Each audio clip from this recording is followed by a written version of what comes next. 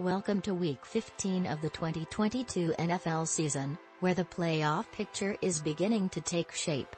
On Thursday, rookie quarterback Brock Purdy helped the San Francisco 49ers clinch the NFC West by beating the division rival Seattle Seahawks.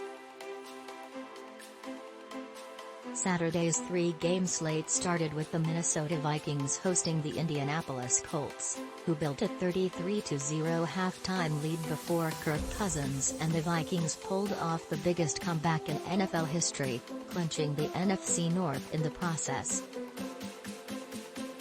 In the afternoon game, the Cleveland Browns rode a stingy defense and uncharacteristic Justin Tucker misses to beat the Baltimore Ravens in Cleveland. Our NFL Nation reporters react with the biggest takeaways and lingering questions off this week's matchups and look ahead to what's next. Let's get to it. SFC BAL-CLEWhat to know, the Vikings clinched the NFC North title in the most dramatic way imaginable, launching the largest comeback in NFL history, regular season or in the playoffs, to overcome a 33-point deficit to the Colts. Cornerback Patrick Peterson told players in the halftime locker room that they would win if they could score 5 touchdowns thereafter, a whopping number that not everyone thought was realistic.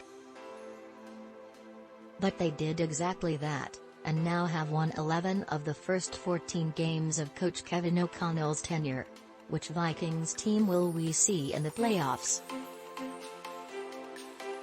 Is it the one that fell behind 33-0 at halftime, having allowed a blocked punt to be returned for 1 touchdown and an interception returned for another?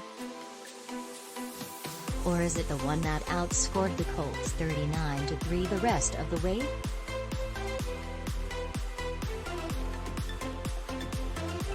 No one was willing to say afterward the Vikings had solved all their deficiencies, but quarterback Kirk Cousins said that Saturday's performance was something that doesn't happen to average people.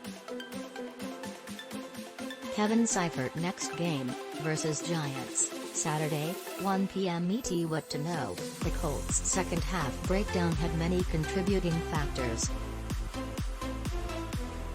Chief among them were the offense's inability to generate first downs and the defense's failure to prevent big plays. On offense, the Colts produced just 132 yards in the final 40 minutes, the second half and overtime.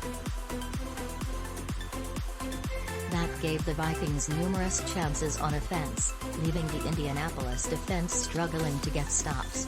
The big plays were especially damaging, with Minnesota ripping gains of 64, 63, 35 and 21 yards on plays in the second half. It takes a total collapse for a comeback of this magnitude to happen. Is play calling a big part of the Colts' offensive issues? There were some curious play calling decisions by the Colts in this game. When Indianapolis lost All-Pro running back Jonathan Taylor on the opening series, you'd think it might impact their play selection. But the Colts still called 37 combined runs for backups Deon Jackson and Zack. It made sense when the Colts were up big, leading 33-0 at one point.